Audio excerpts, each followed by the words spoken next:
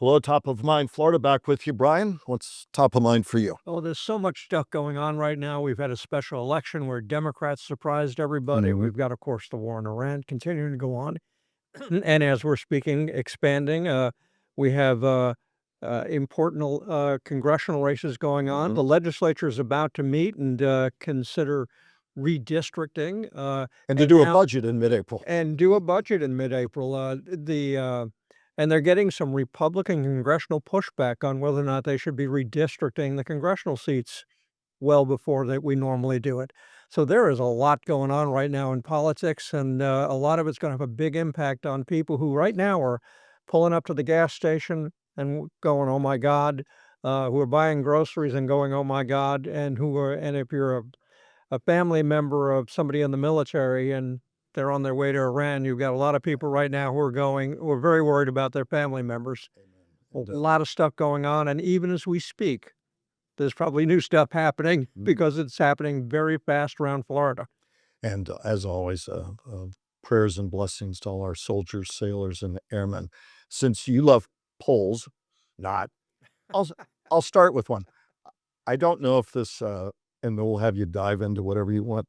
I don't know if it was a file photo, but there was this photo, Florida politics. AG Gunkarski always does great work. There was this photo, may have been a file photo, but it shows Ron DeSantis kind of looking glum, Marco Rubio. And that skippers and other photos from DeSantis. How? And it says, yet another survey, here's the poll part, the 2028 presidential landscape, and the CPAC 2026 straw poll of roughly 1,600 attendees at Dallas just the other day. The Secretary of State, Marco Rubio, got 35% support in the straw poll. He may have had a glum look because the Florida governor got 2%. Yeah, you're right. The poll is nonsense. Let's start with that. You're trying to poll something that's going to happen in 2028. And I'm going to give you, our listeners, an example. If we polled 9 months ago about the governor's race, congressional races, and everything else, one of the things that would have been missing from that poll would have been high gas prices, the war in Iran, all the stuff that's going on now that's impacting voters. So we don't know what's going to be going on over the next 18 months that will impact the 2028 election. But I will say that I am not surprised that any polling done right now is going to show Ron DeSantis not doing very well. He did get slaughtered in the last time he tried to run for president. And the other interesting thing about Ron DeSantis is that he's offered very few hints as to what he's going to do when his term in office ends in January. He kind of alluded to the fact just a couple of weeks ago that he's not discounting the 2028 presidential race, but he's not quite there yet. I don't think he knows what he wants to do when he grows up. Yeah, lame duck now. Yeah. Governor's race in the fall. What else for you, buddy? Well, as I said, there's a ton of stuff going on. And the governor's race is becoming increasingly important in Florida. Going back to your polls, most of the polling right now shows on the Republican side, Byron Donalds having a big lead over Lieutenant Governor Jay Collins and former House Speaker Paul Renner. Single digits. Who's in single digits. But the interesting thing about Donalds, the congressman from the Naples area, President Trump, supported by Trump, and his entire campaign has been, "I love Trump, I love Trump, Trump can do no wrong." Well, right now there's a lot of voters out there who are having second thoughts about Trump. Excuse me, and his most devout followers will continue to follow him. But you're starting to see some drift among some Republicans, a lot of independents, and it's going to be interesting to see whether or not candidates who proclaim themselves to be, Trump, they love Trump, is that going to still give the kind of impact that it had in the last, few years for MAGA voters, where if you said you love Trump, you were in. And Donalds has really tied himself tightly to Trump. It's going to be interesting to see how that goes. But at least the presumptive early because of the president's support, because we're a red state, and because he's got a war chest that dwarfs everybody else's, at least right now. That's why you at home are going to continue to hear that Byron Donalds, right now, snapshot in time, is the presumptive front runner to be our next governor, which could change a million times between now and November. But I think that's fair at the moment. I love how you certainly pointed at that the out. moment, at the Everything's a moment. snapshot in time. Yeah, it is. And if you look at the criteria that political strategists like to look at, he's raised, I think, $45 million the last time I saw a number, where his opponents have raised very little. And then we flip over to the Democratic side, where we have David Jolly and Jerry Demings, and they've raised in comparison, they've raised very little money.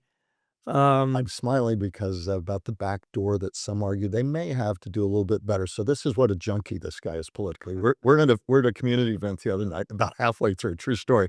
He's sitting behind me, and I said, "Hey," and I was like, "What?" He's looking at his phone. The story had just broken. Emily Gregory, Democrat, take it away, and then I'll do the tie-in possibly to Democratic politics, because this guy never misses the latest bulletin.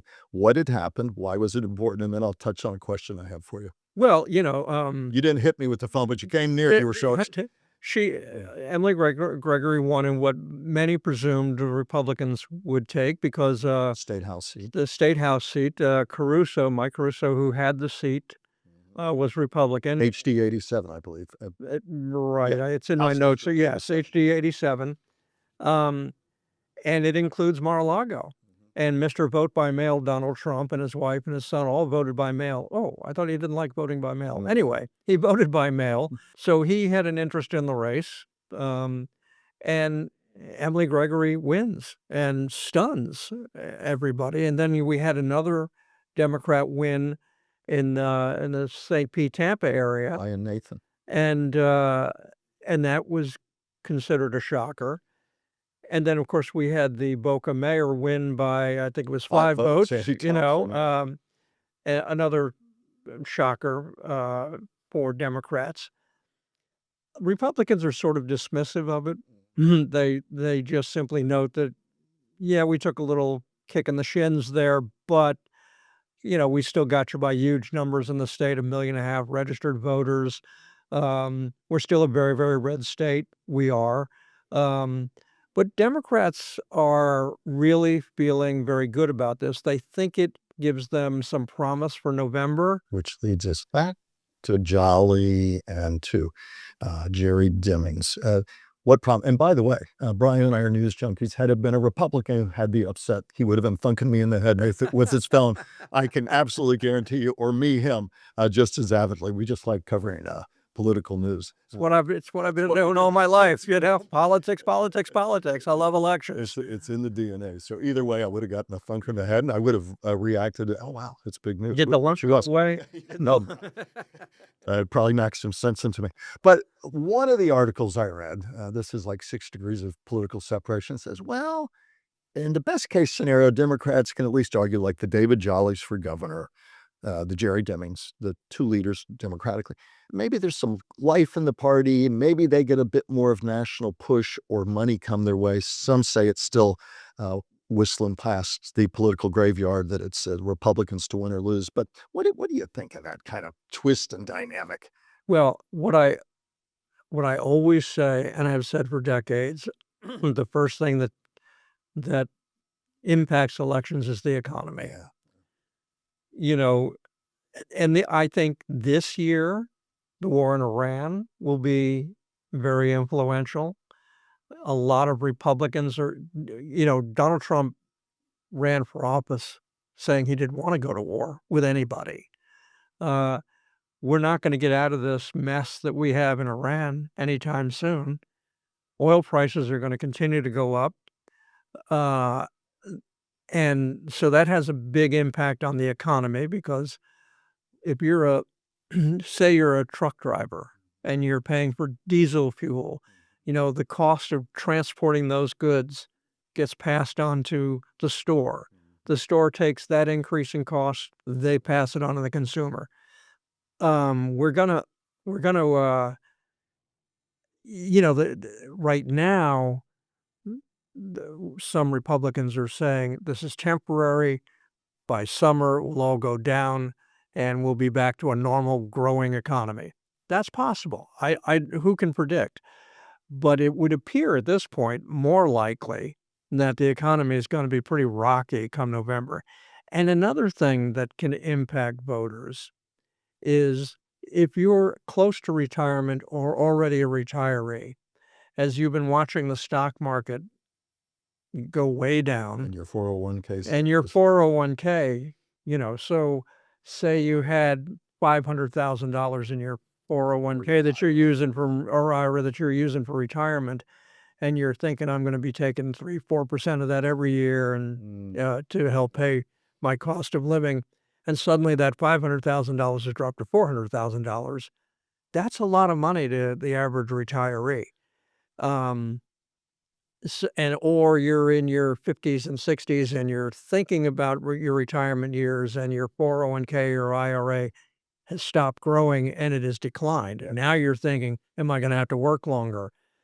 Because at the same time, you might wish you could invest more money, but your cost of living has gone up. And in Florida, your homeowner's insurance has probably gone up. A lot of expenses have gone up in Florida. So those retirees who are more likely to vote than many young people, they may be having second thoughts about some things.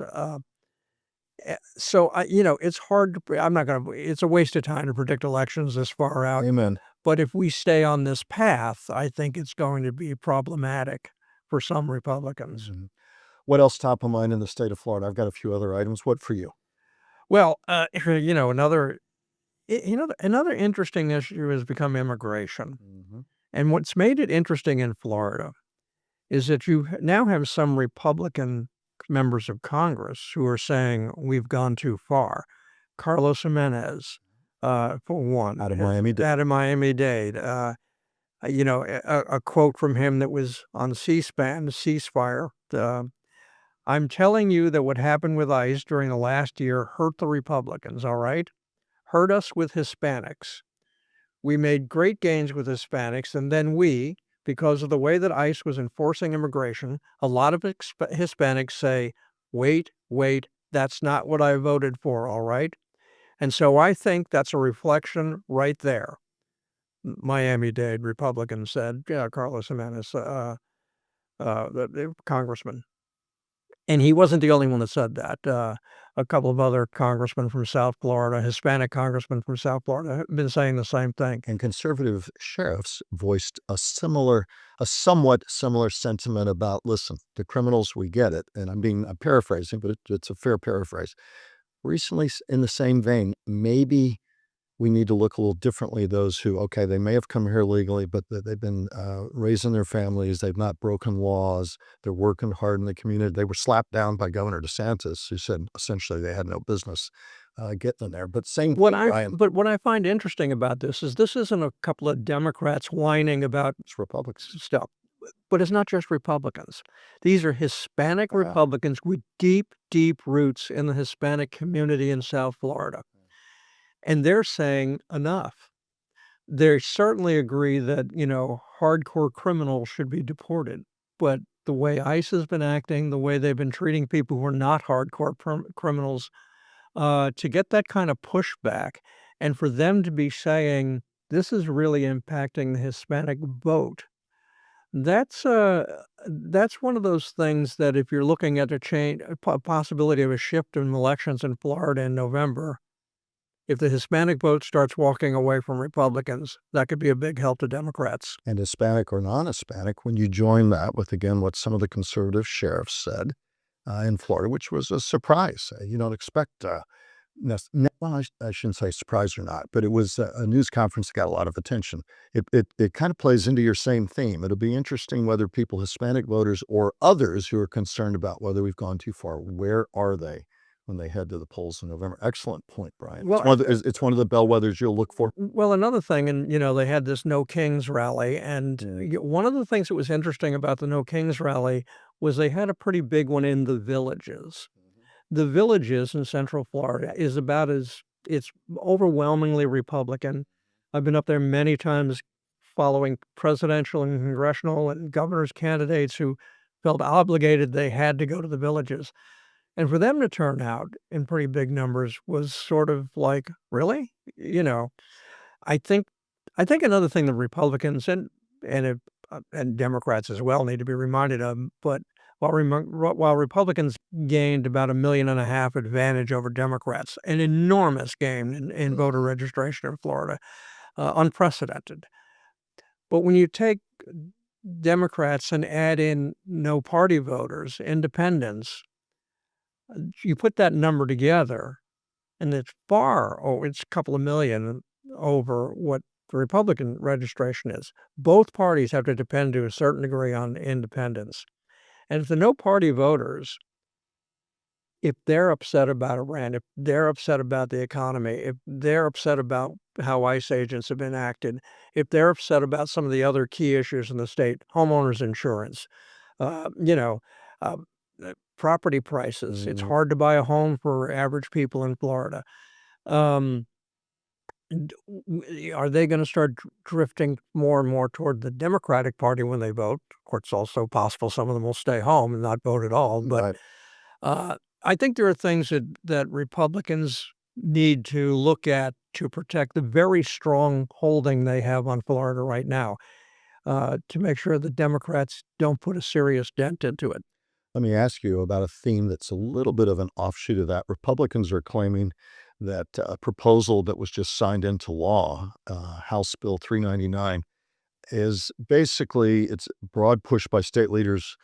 Proponents argue and critics are upset about to preempt local zoning authority. They say it will allow for more development, allow for more housing.